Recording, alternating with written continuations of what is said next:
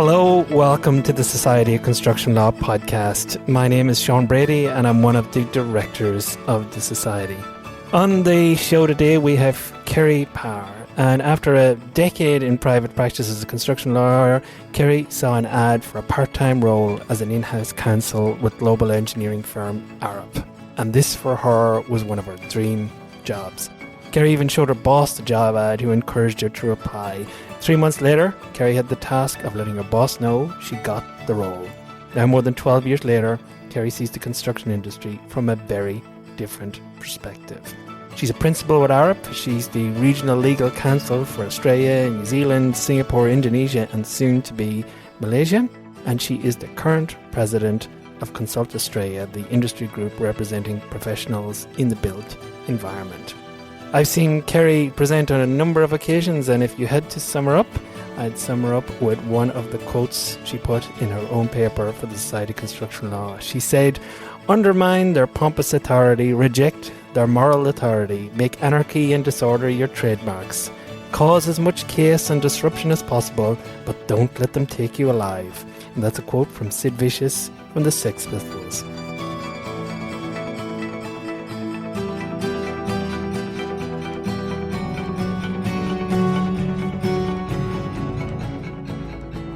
Kiri, welcome to the podcast. Thanks, Sean. Lovely to be here. Why was this your dream job? Why did you want to leave private practice and get into the industry a little more? Private practice is hard. It's grueling hours. They're really tough environments. You're not very close to the actual projects and things that make a difference. So for me, it became a driver to get close to projects and how they're delivered day to day. And I'd been looking for an in-house role for a while, and I just stumbled across an ad, and it was perfect. It was the right city, it was part-time, it was for a fascinating company, an employee-owned company, and about 6 interviews and 3 or 4 months later I got it. And it's been an utter roller coaster. The company's grown tenfold in the 12 or so years that I've been there already. And I've seen the entire loop of projects from the chase for them all the way through to the litigation at the back end. Sort of says something when you've negotiated the contract and doing the litigation and having to give a witness statement at the end. So done the whole life cycle now. And Arup itself, I mean, did that play a role in your choice? I hadn't specifically been looking for an engineering company. I think as a construction lawyer, I'd been looking for something in the construction industry, but it's been a serendipitous choice. Mm-hmm. It's an employee-owned organisation, so it has that difference that it's not a not-for-profit company, but money is not the prime driver. Mm-hmm. We're not beholden to shareholders with a quarterly return. It has much longer-term thinking and analysis and depth of thought that sits behind it as a result, I think. Mm-hmm. It's a very humane organisation. And it really made you challenge what it means to be a lawyer and to practice law in the Australian jurisdiction. In what way? Why? So one of the principles is honourable dealings. So how do you deal honourably while defending litigation, while negotiating a contract? What would you put in your own contract if you said, my goal is to be fair and reasonable? Mm-hmm. So you became challenged all of a sudden to not just do what everybody else did, but to actually stop and think about, is this contract I'm writing a fair and reasonable contract? Is it good for both sides? Does everybody win? Should I run that tactic in the litigation, even though I know that it has no benefit? It's just to create pressure for the purpose of litigation. How do I defend ourselves against that? Mm-hmm. It reflects in a lot of different decisions you make along the way.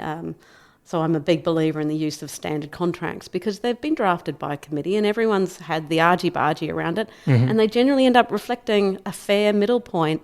In the litigation, I think it has had a biggest influence on the type of lawyers I've selected to represent the company. I was just going to say that's got to be a big difference. Yeah? I think it's culture finds culture. Yep. So I'm always attracted to lawyers who, at their heart, love their profession, and love their profession in the the principles of that profession. What does it actually mean to run a piece of litigation that actually is about getting to the right outcome, not the outcome that just is creates a tactical advantage for your client. We see so much of our litigation in the Australian environment being driven for very aggressive roles, and I sometimes have this view of, if you could present a straightforward, well-researched case, we'd get to the end of it so much faster. But what we get are very large, very explosive, global-type claims, and they're very, very hard to get to the end to. I think there's a lot of drivers that sit behind that. It's also challenged me to build really, really diverse teams, because if you're going to run a piece of litigation well, you want a really diverse team, because otherwise you end up get trapped into, my case can only mean X, Y, and Z. And the outcome has to be me winning. And by building that diverse team, you can really challenge how you think about the case and the perspective of all the parties involved. So what's your typical day like? And without the sort of the marketing blurb of what the role is, what do you spend most of your time doing? What's it like being in-house with Arup? There's a lot of day-to-day basic lawyering, if that's a word. Literally reviewing a contract and doing a markup and sending it across to the other side. Writing today was there's a new app we're in the middle of producing that is going to digitise an element of a professional service. So we're going, what are the insurers' issues going to be? Who owns the data that sits inside that app? Yes. Can we use the Australian standards, and how do you cross-refer to those? How do you produce a professional report out of the back end of an app application? So going through all the intellectual property and which company should own that intellectual property, and it's actually quite fascinating. Well, this is where it gets interesting, isn't it? Because me and you have had many conversations after many events, and we have lots of ideas about what we believe should change about the construction industry. And why don't you tell us your thoughts of where we are as an industry and where you see us going? Yeah, and I've been having this conversation in the industry for a few years now, and as a starting point, I'm reflecting on a conversation I had at the last SCL conference, and sitting down with a very, very experienced, well-known member of the industry, and she made the observation, and she's been in this industry decades longer than me, and she was thinking, she thought things would have changed by now, that we would have looked at the evidence and the outcomes we were achieving in the industry. And she was saying it hasn't shifted very much. And when I sort of joined Arup, and I saw how the projects were playing through and what results we were achieving, and then you get involved in your industry association and you see the data, you see the Deloitte reports on the inefficiencies in the construction industry, you see the projects again going over budget and over time, and you actually sit there and you watch the real day-to-day impact of these mega projects on your people. And we've been involved in some very, very large projects. And I think all of us know the people who have burnt out. We all know the people who've ended up getting divorced. You've all known the people who've absolutely put their life on the lines for these projects. And you sit there and you go, there's an absence of really good reward for some of this effort and how these projects are structured, because so many times these projects are ending up with someone paying a price that shouldn't be paid, whether it's a company going down or shareholders losing money or the taxpayers losing money. So on that point, Kate, what do you think the biggest disconnects are between how people think these projects are working and think the industry works versus what the data is actually telling us? So I think we've got a lot of people who think they're on an individual project level are doing really good work, that they are writing great contracts, they're putting great financial models together, that these projects are going to succeed. But the data, when you sit back and you look at the data over the last 50 to 100 years, the analysis, the research is going back 100 years now, is that especially on major projects, they are consistently being delivered over time and over budget. Mm-hmm. And yet we seem to be keeping on using the same tools over and over and over again to overcome these problems. So what I'm seeing is we seem to be trapped in a vicious sort of cycle where we're sitting in business as usual, writing the same kind of contracts, using the same kind of procurement models, the same kind of thinking, and expecting to deliver different outcomes into our economy and market. And the data's sitting there going, we're becoming more and more expensive, it's more burdensome, we're not going to be first adopters of innovation. Mm-hmm. You know, are we really tackling climate change, sustainability in our infrastructure development, in our new buildings, in our cities? Is Australia being a leader in innovation and managing risks? And the answer is, while we'd like to think we are, the data is pretty clear that we're not. And I think there's some real structural and industry constraints that are holding us back. And they're constraints that are almost in our minds. They're about our bravery and courage to actually not do things because that's how it's been done on the last five, 6 projects. So what are those constraints? You know, what do you see as in what you do in a day-to-day and in the wider research? What are the things that are holding us back? There's a few elements, and to me, I think of this as the vicious cycle that we're sitting inside in the industry. Firstly, we don't have a huge amount of diversity of leaders, of thinkers. It's become a pretty insular industry of people who've been trained in the same way for 20 or 30 years. Mm-hmm. And it's a very male industry. Yep. So we've got a pretty homogenous group who have been in this space for a long time now and have been thinking a particular way for a long time. We're adopting very adversarial models. To me, the adversarial models in some... This is in the contracting when you're putting these jobs together? In the contracts and the day-to-day running of projects as well. Okay. The entire construction industry has a very adversarial model at its core. And to me, there's actually a link between having a very... That diversity point is one of the origins of why we have such rigid sort of adversarial contracts. And we do have adversarial contracts. Mm-hmm. We have a assumption that the best or what lawyers have been trained to do in our industry for 20 years is to write clauses that are really, really good at putting everything in tiny little boxes, all our risks in boxes, tying them up with a bow and moving them on.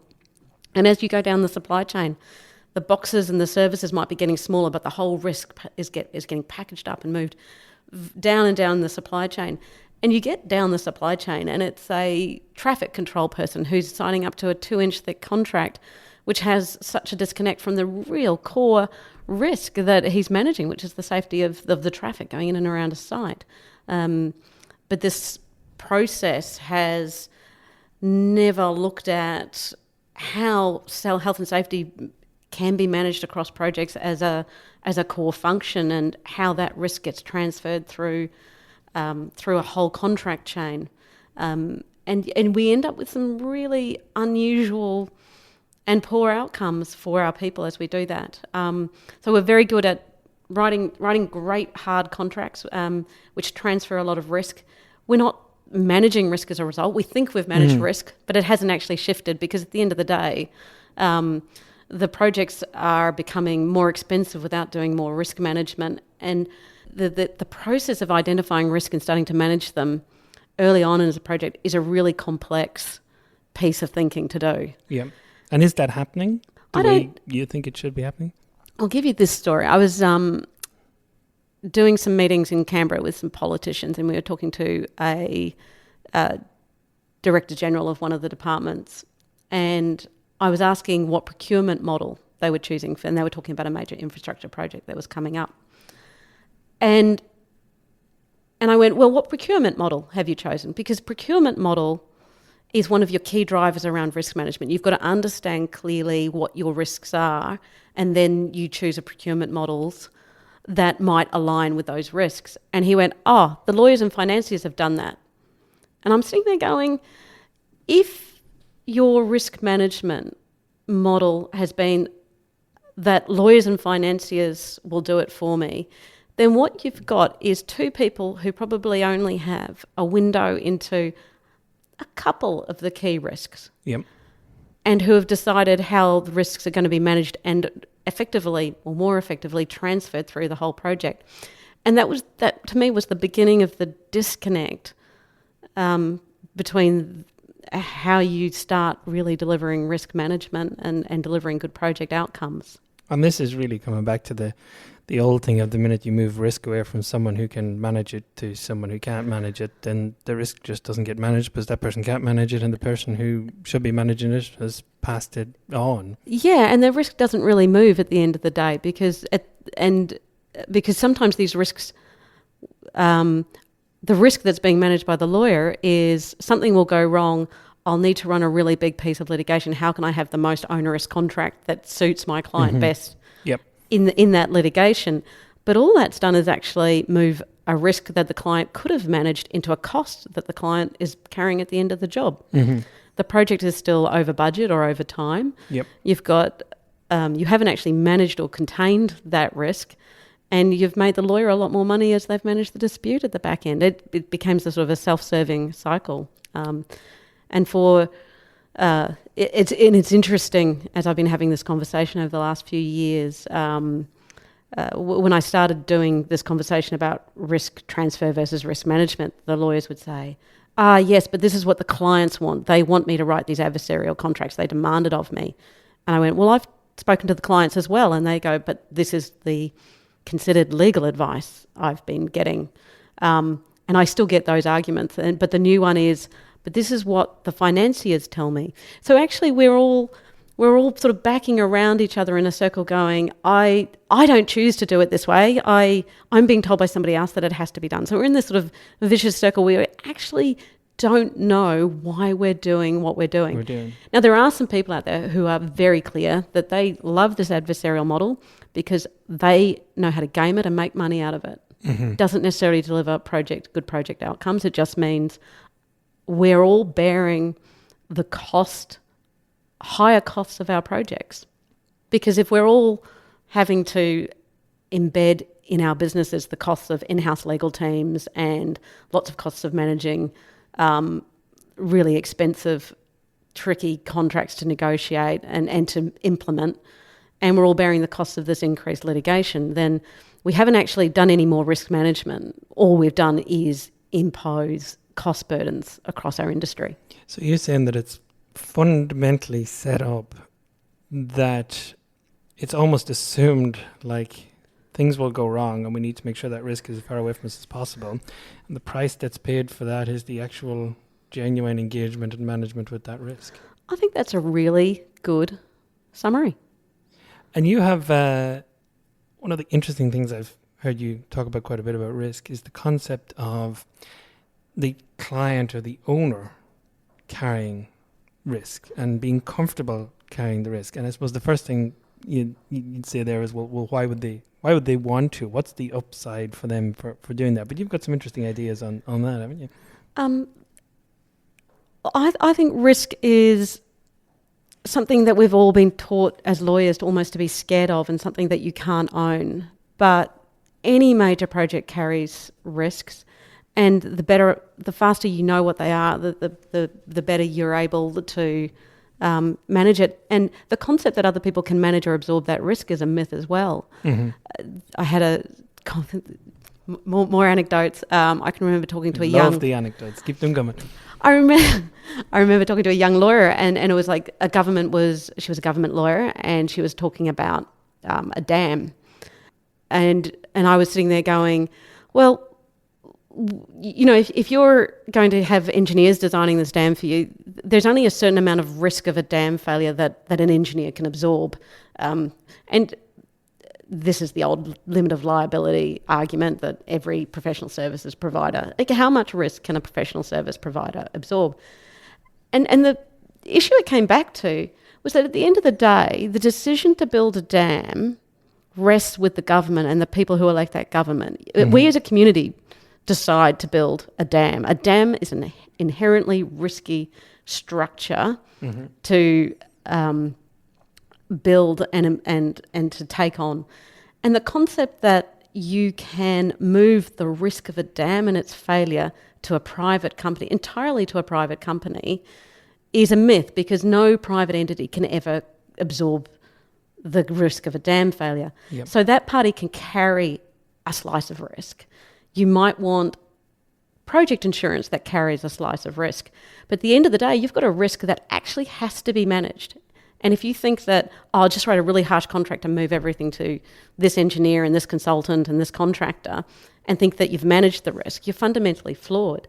Your risk management starts with the decision in the first place to build the dam. Yep. And then what procurement processes are you going to put in place? If you're going to build a dam and use a design and construct procurement model, then to me, you've actually then suddenly got a procurement model that is treating as critical the two worst elements that you want to have a successful dam, because a design and construct model measures and benefits two things: time and cost. How quickly can I build it? How cheaply can I build it? Yep. Those are the last two qualities we should want as a community in our dams. Yet so often we're adopting procurement models that are rewarding completely the wrong things, and with fundamental failure of risk management. And we've talked about that before. So the concept of design and construct versus construct only. What's your thoughts on that? Obviously, as a partisan designer, but what do you think? D&C has its place. It became popular in the mid '80s, and it was the idea of a one-stop shop that you can move all risk of a project to, and in some respects that can be very attractive. You have one party who's responsible for a project, but otherwise the contracts are really only measuring time and cost. As a client, one of the problems with D&Cs is that what you get is your specification and not a cent more. Yeah. The motivations and the value, what downstream gets motivated and rewarded is how to deliver the minimum necessary to achieve that specification. So the D&C models are not very profitable models for contractors. They're not making huge amounts of money delivering the D&C model. Actually, there's a few people right now who are starting a debate that we must be mugs to write D&C contracts, because the contractors aren't making good money. The engineers, the designers are not making good money.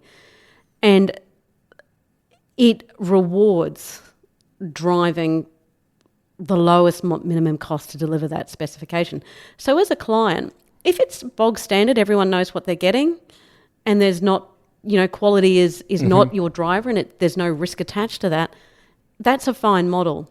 The problem is we're using D&C for absolutely everything in this country. Yep. Or not absolutely everything. The majority. It is a really widely used tool, and a very, very aggressively used tool. And then we ask, well, why have I got poor quality tapware in my building?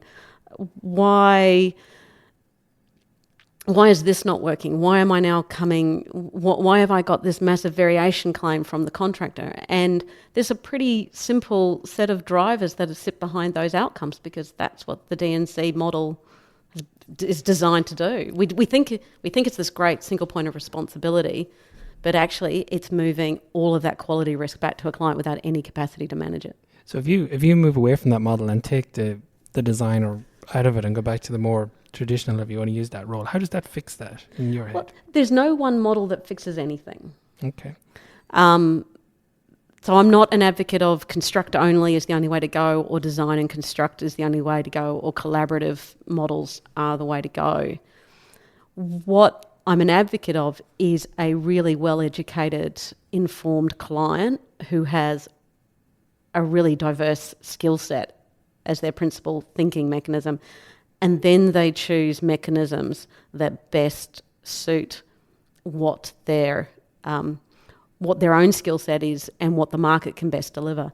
So if I was So this is very much coming back to your idea of decide what you want, then decide the delivery method that's best suited to that, rather than the delivery model being purely driven by legal and perhaps economic drivers alone, go back to the reality that you're still going to go and build something that has to work. Yeah, absolutely. And so if you're the government department responsible for roads, you're going to have lots of engineers. You know exactly what a good road looks like. Mm-hmm. You should actually be able to use your design consultants directly and use a lot more construct only, because that would give you a lot more control of quality, and then you've got your data set across a much more broad set of roads and you can control it. So it depends on what skill sets you have, what risks you're trying to manage, and being able to look at you're in a great advantage if you're a client, and you could look at a whole portfolio of projects that you've implemented, and you can see the risks that are driven by the projects that you have been delivering.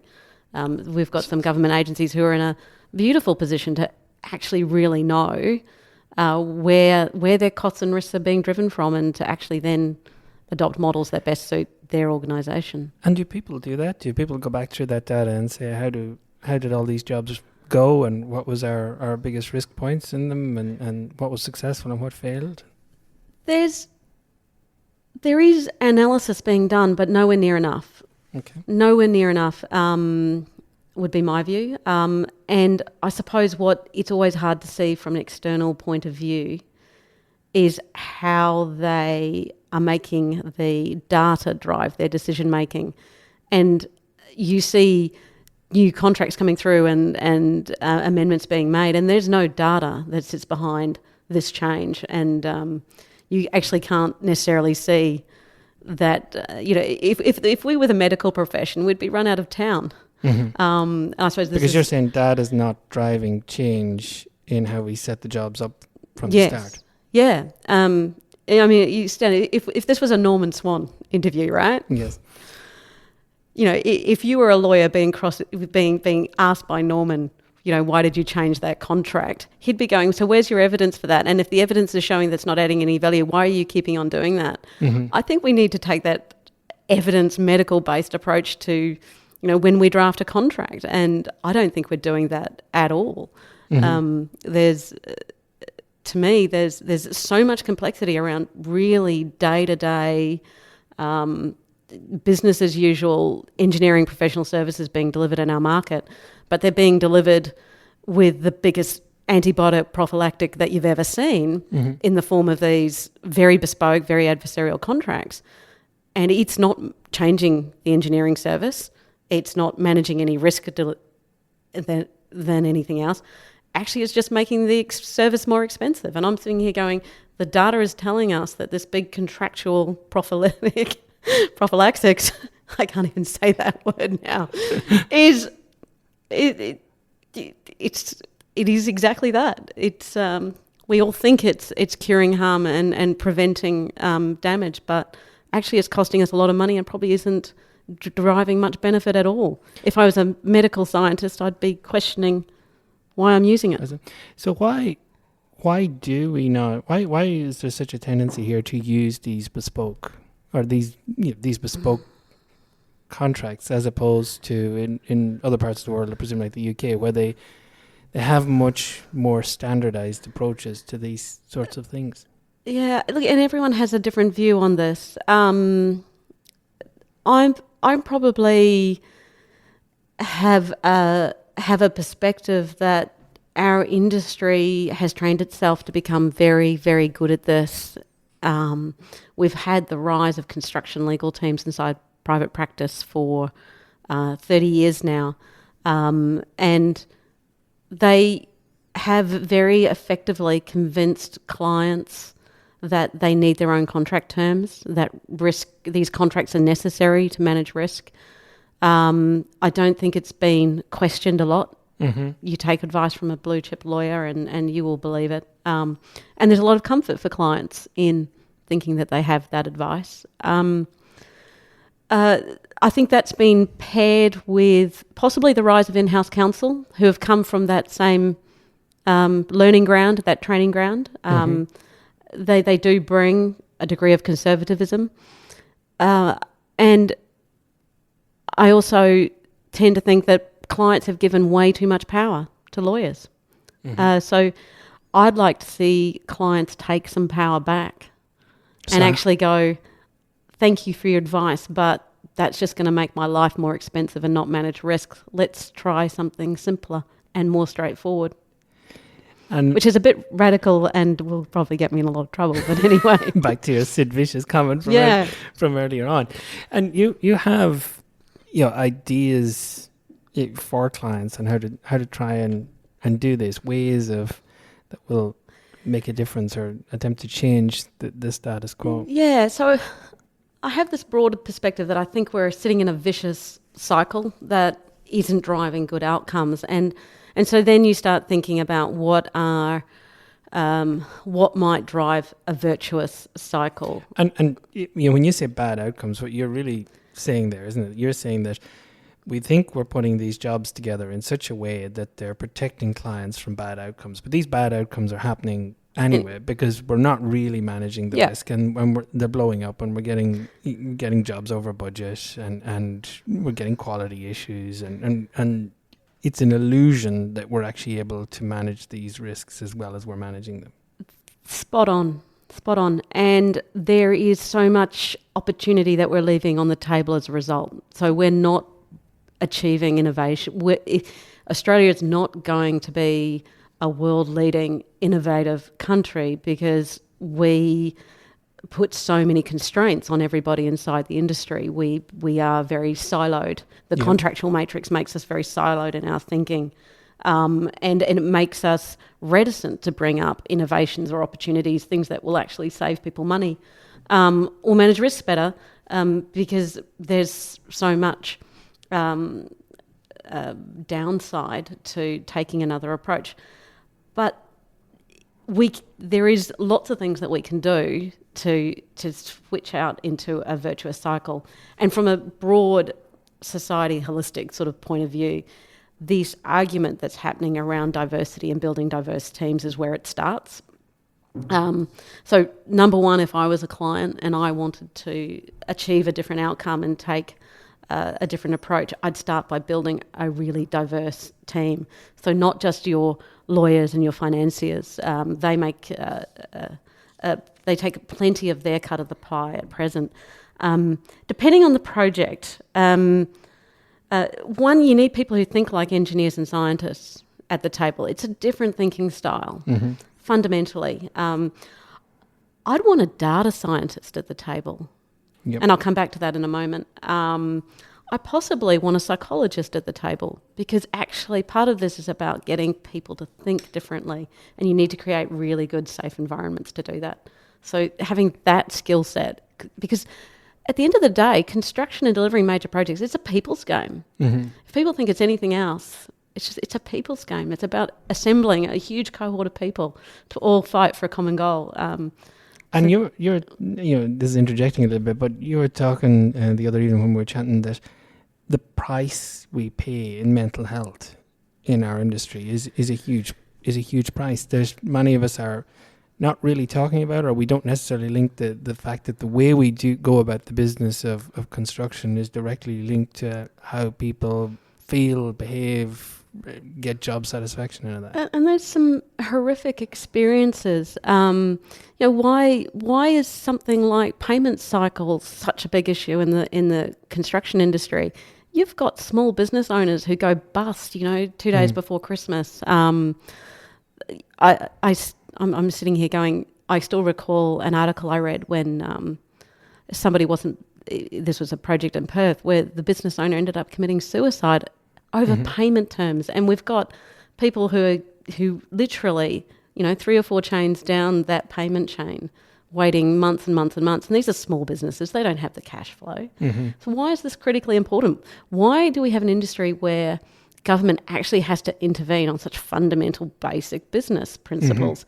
Yeah, I know that I get called naive for going, but this is how money is made and this is how the world works. Well, is it and should it? And is that really your company's philosophy and values? Yep. And companies are being asked to think a lot harder about that. the other thing is you can get really touched by conversations with people who have been through some of these really big projects, and you hear them and you hear the pain in their voice. You hear what their families went through, how their careers got ruined along the way. And, the projects have been delivered, but at the end of the day, you've got rafts of people whose lives have been radically and for the worse impacted by these very aggressive, competitive cultures that they're working in. And it hasn't added value to those individuals, and those projects still have, huge litigation that sits out the back of them, companies going under. At some point along a project, somebody pays. Yeah, and you're saying that it can be in money, and it's in people's mental health and livelihood, and right down the chain. Yeah. So going back before we moved into that, your first point is clients just need to build diverse teams so they get a diverse view of the way they can tackle this, and that's data scientists and psychologists and whatever you engineers. think might suit that particular project and the risk that project's going to bring. If all you bring to the table is the same thinking that you brought to your last project, you're going to get the same outcome. Yeah.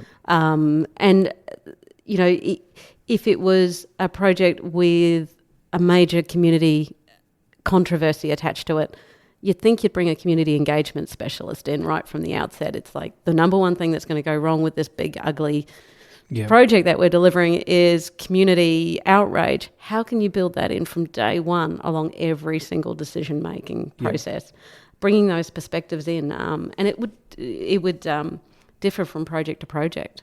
Yep. It could be somebody in the supply chain that could add some really good value. And this is really coming back to the thing you keep coming back to, is that every project is different and the needs of every project is different, and we approach them all the same or very similarly. There's not a cookie cutter approach. Sometimes we've had that conversation about why did alliance agreements, which started off so strongly in the early 2000s in Australia, but then sort of died off within about 10 years, and we don't have good, strong, collaborative contracting models in Australia, even though alliances were leading at their day. It seemed that we seemed to fall back into a pattern of we just turned everything into an alliance contract and used it as a cookie cutter. Alliances are really complex contract structures to use. They're really designed for wicked problems, which is apparently a scientific term. You have wicked problems which require really complex thinking. Now, alliance contracts are not straightforward to manage. They actually take a lot of time and a lot of cost, but it's because you need more complex thinking and approach and strategies and team building to get you there and to actually get to the outcome of the problems that absolutely are going to hit you. But I can recall sort of someone just sending you through an alliance contract going, we're starting on Monday, can you just sign, the alliance contract that we signed on the last job? And you went, well, then it's not going to be an alliance contract because we haven't aligned anything. And we brought all of the old behaviours from our D&C habits along. And we had clients who just let it, to some extent, didn't see that they said somebody was just bringing, here's the alliance contract, it's the new saviour. It's not. It's one option for particular circumstances. So we've really struggled before to use I think your these products. Point is fascinating there, that you changed the contract, but it didn't change your behaviours. And that's fascinating. And to me, this is the client ownership piece, isn't it? If you're a client or you're about to be delivering a complex project, you've got to bring it in close and own that problem and own all the risks. And really, the only way I think you can do it is by building a really diverse team that has a wide range of skills that actually can see the problem from a whole range of different perspectives, and also has the capacity to bring in other perspectives over time. So you can actually see those risks and you can see how they might emerge, and you can start removing the risks or treating the risks in a way that might actually start managing them, or acknowledging that those risks are real and are going to happen, because not every risk can be avoided. But that ownership of the risk from the client perspective is a key starting point. And it's interesting when you start reading some of the research, and in particular, some of the best researchers coming out of the UK.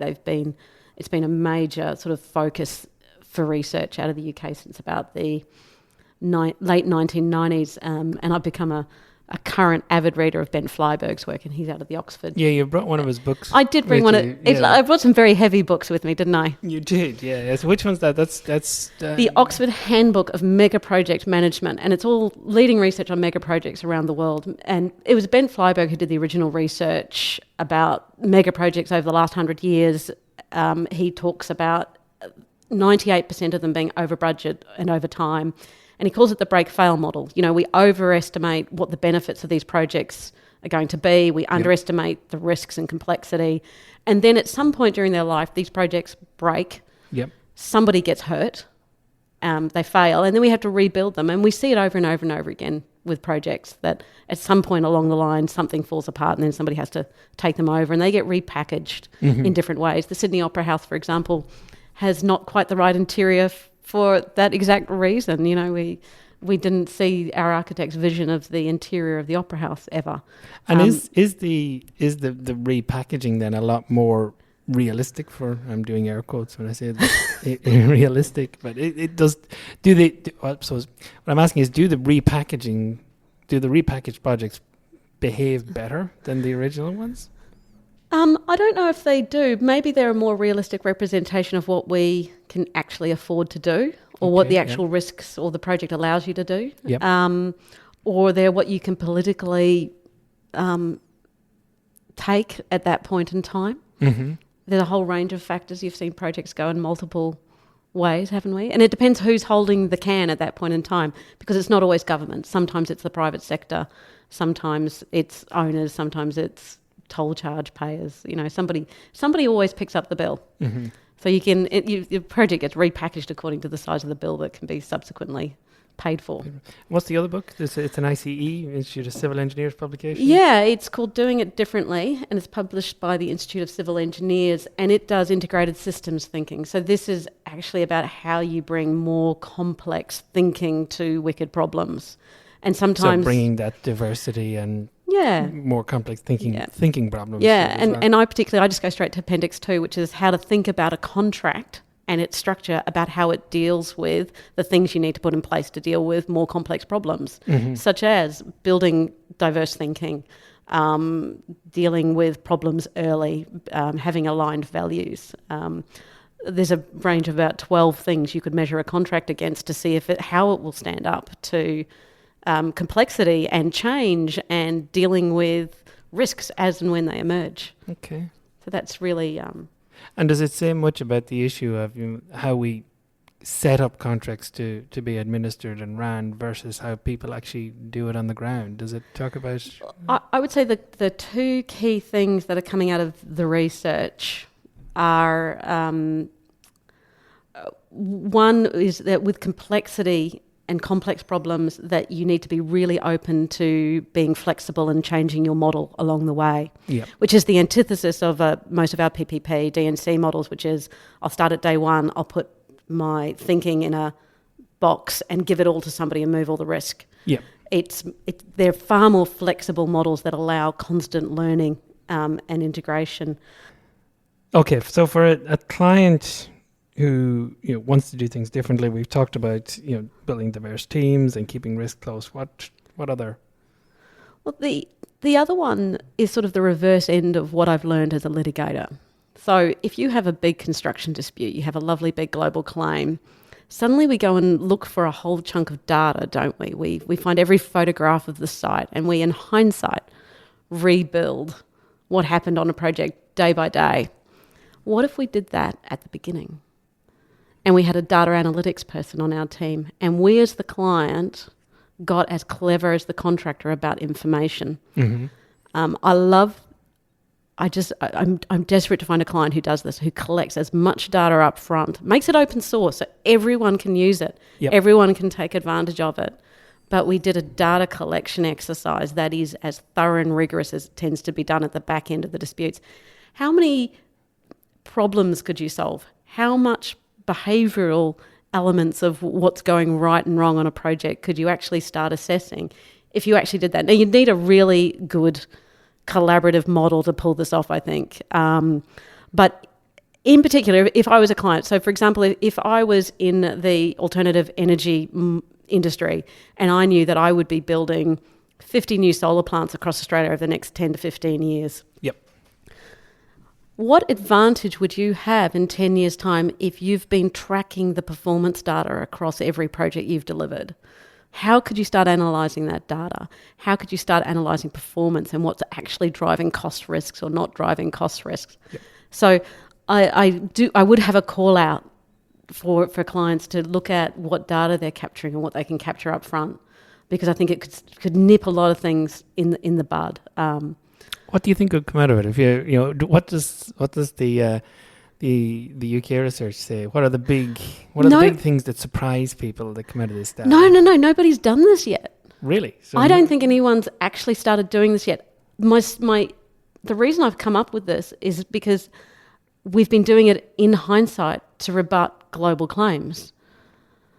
But if we're creating... So we're not doing it from a learning perspective, we're doing it as a litigation tool, essentially. Yeah. And I don't know if you recall at the SOCLA conference last year, we had a data scientist come in and they talked about a case where they trapped all of this data, where they were tracking all of the people movements, but it was all being used defensively. Yep. What if we used it proactively?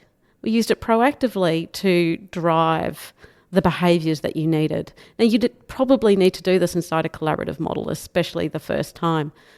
But if you got all of the data from inside a supply chain and you could actually start making some evidence-based decisions about variations and their impacts and efficiencies and what gets in the way of efficiencies. As I said, this is why my team has a data scientist on it. Yes. Because I think we're missing a trick. And in some respects, you know that issues are arising on projects because the information is only held by one or two of the parties in the big picture. So, for example, QA data, if concrete testing results aren't being seen instantly, yep. Why is that? Why do you have to beg 3 months to see the concrete testing results? Because then you can't solve the problem, because by then it's hidden up and been built over and the costs have gone to the wrong place. Yeah. And this comes back to this other conversation we have, which is, I think, doing some of these things inside a model that really starts aligning values and rewards. Because I talk to you about all these... Talk about this. This is fascinating. Yeah. So we all want good projects. We all want them delivered on cost and on time. We all want to find innovation. But then we have all these reward models that actually counter it completely. And the most frustrating one that I have at work is someone goes, we went and told the project manager about this and it would cost us $10,000 to work out if it could do it. But, they'll save 8 weeks off their timetable. We know on construction projects, time is money. Yep. And the problem you then have is that individual, that project manager who you're working for, might have a personal reward, which says that, no, if I can bring my element of the project in under budget, I will get a personal bonus. So as a result, someone says, if you spend some money, we might save money over on another part of the project. They've got no intrinsic motivation to raise that. Yep. Actually, they're motivated to make it not happen. Yep. And as a result, it doesn't go anywhere. Or when somebody else finds out about it 6 weeks later, they go, can you do this? And you go, no, we had a 2-week window to do that analysis and make it happen. The construction programs moved on. And we can't do it now. And that comes up time and time again. People are, those personal rewards, I think, are sometimes have a very unseen but very dramatic effect on projects. You see that one playing into individuals' decision-making all the time. So I think you have to look at that very clearly. And one of the best examples, and I love this example, this was on, I believe it was on the Cross River Rail project in the UK. And one of the things you want to be doing if you're running, well, I think if you're running a project is you want mistakes to be found, but you want them to be found fast and repaired really fast before they cost a lot of money, yes. Before they become entrenched and they call knock-on consequences that you can't fix. And he was telling me about, it was a cost plus contract, but it was cost plus in relation to mistakes, which is contractor, if you found the mistake and fixed them, we'll pay you for it. But if I'm the client and I find the mistake, we won't pay you for them. And I'm sitting there thinking, it's just beautiful, because I'm the client. I'm going to have a team who's going out there looking for mistakes, but I also know that the builder's going to be looking out harder and faster for them. So you think about that issue and you think about, the concrete test results, and you go, well, what if rather than them hiding that they had a poor batching lot for 3 months because they wanted to hide the evidence, that they found it, they showed it, they fixed it, and suddenly you don't have a big concrete dispute claim sitting at the end of the project. It was a beautiful way of aligning what outcomes you're wanting with financial rewards. And that is one of the things you can do inside the alliance and the collaborative models that you don't see in these siloed DNC construct-only models. And to me, those models are one of those things that can really help you prevent problems but solve problems and to allow innovation through. And what do you think of the whole sort of dispute review board or DABs or all them? How they have a role, but the problem I see is that the problem's already happened. Yep. And they're not going to drive innovation or risk management. So instead of this large, expensive dispute resolution board, because I actually don't want the problems arising, I'm wondering if we can have an innovation and risk management board where the client and the contractor all sit on, and they choose what new risks or challenges that they're going to take on and how they're going to manage them inside the project. So you have a group who are actively looking for innovation, actively looking to manage risk, and then making and owning the decisions that they make as a consequence as a group. So rather than sitting at the back end and waiting for the disputes to come, maybe we can prevent a few more up front and be a bit more innovative and let some more clever thinking happening along the way. Yeah. As we untie our box of siloed risks. But you can see, can't you, how that sort of thing has the potential to terrify people in the industry, that you will discover new risks and take on board new risks as you move through the project. But I suppose your argument is going to be that those risks are going to exist anyway. You're just hiding from them at the moment. Absolutely. And you can't talk about us as an innovation nation. You can't take advantage of this digital disruption that's happening across our industry, this convergence that's happening between digital and the built environment and data, without doing some different approaches. The McKinsey report that was published in February of this year talks about the construction industry being one of the most inefficient industries in the world. We're going to be disrupted by somebody. Yeah. It's going to happen. Yeah, if we don't do it ourselves. The supply chain's going to come in, Google's going to come in, Hyperloop's going to come in. They're going to disrupt from somewhere, and somewhere it's going to happen. Let's start practicing it and doing some of the cutting edge mechanisms that are out there and that we can do. We just need a few courageous clients to do it. And what about BIM? BIM's just part of the solutions. BIM's just one element of the digital disruption that's happening. I don't think BIM's not everything, but BIM, if you sit down and think of BIM being the platform where we create the new world and then we write it before it's built, you actually get a chance to practice building something before you put it up. And then it's not only that, it's the client's entire tool for understanding their building, their asset. Actually, it's not the client's tool, it's the whole community's tool for understanding their built environment. And then it's the future.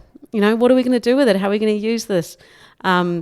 It's one of those opportunities that's sitting out there, and we are nowhere near starting to utilise that tool. But again, if we sit in siloed adversarial models where risk is transferred, and where we don't have a government, we don't yet have a mandated BIM protocols in Australia. We're not going to get there. There are some clients doing some leading work and really starting to set the bar on BIM models and what they're expecting, but they're not the norm. And I find it interesting that much of the talk in legal circles are about BIM, or are those adversarial conversations. How do we protect IP? who bears the risk of a mistake in the model? Who's going to pay for that down the line if there are knock-on consequences? And BIM is a risk management model. You run a BIM model because you're meant to find the problems before they happen. It's not a risk it's actually a fundamental risk management tool, yet we have turned it into a risk transfer tool, and we're failing to take advantage of it. Mm-hmm. Because if you can actually find a way where this becomes the collaborative tool where you find risks and manage risks, then you will start seeing its power. As I said, we've got a tail wagging a dog at the moment. So there are probably people out there listening who say this is all, very lovey-dovey and pipe dream stuff. But some of this has worked, hasn't it? I mean, it's worked in the UK with some projects. Do you want to talk about those? Because I think for me, this sort of concrete grounding in some of the things that have been tried that are genuinely different is really interesting. Yeah. Look, and there's three big case studies that are coming out of the UK where they really did work towards adopting different models and taking a different approach. They are the London Olympics, which they had a really hard deadline. Yep. And there it was a beautiful model where they knew they had a hard deadline. They developed a collaborative team, but they knew that they couldn't, because of that hard deadline, they didn't have time to work with. So they kept things simple, and they adopted, they worked out the project, packaged it up into simple packages, didn't do a lot of innovation because they needed to deliver on time, and that was their fundamental driver. So they still did an integrated leadership team, but then worked really hard to package up all the works into ways that could be delivered, and they delivered early. Yep. Cross River Rail is one of the other projects, as well as Heathrow Terminal 5. Heathrow, in my mind, every story I've heard, it's really about the client sitting there building an amazingly diverse group of people to think about their risks and what they were doing, and the client owning the risk. Because if you know that, every other terminal that's been built has gone over budget, gone late, and you don't want that outcome, then you've got to try something different. So that's what they've been doing. There's integrated project delivery, which is being used in the US. And we've got some green shoots happening in Australia. There's some large infrastructure projects that are being delivered with some different models. We've got the PAC motorway, which is an integrated project delivery. I really hope we get some really good case study and some research done around these.